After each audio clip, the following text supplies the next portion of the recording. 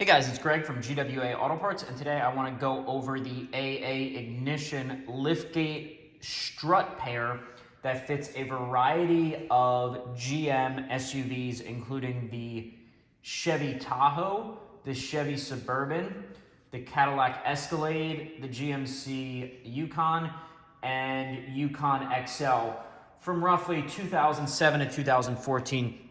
You can check the product page for the exact applications.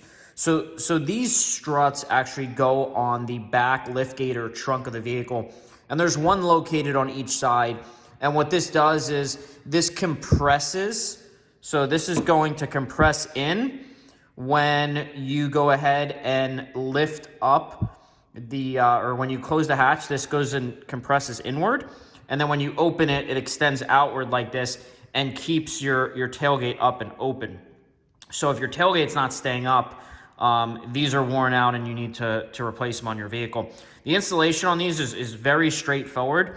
The one important thing you want to make sure to do is before you remove the factory struts, you want to make sure that the lift gate is actually supported, because as soon as you remove one strut, the lift gate's going to want to close. Aside from that, all you do is you put a flathead screwdriver in here, and what happens is this clip's going to pop its way out, and then the strut will pull off the vehicle. And then on the new one, you don't actually even need to remove the clip. You can just line the little ball up from the vehicle here, and you can give this a firm hit and it'll lock in place. Same thing on this end. This is the other end. You would put a small flathead screwdriver in there, pry the pin out to get the factory one off, and then line this one up and give it a hit. You can use a rubber mallet, or you can just push it on firmly with your hands, and this will pop into place. And the whole installation should take you less than 5 minutes to do.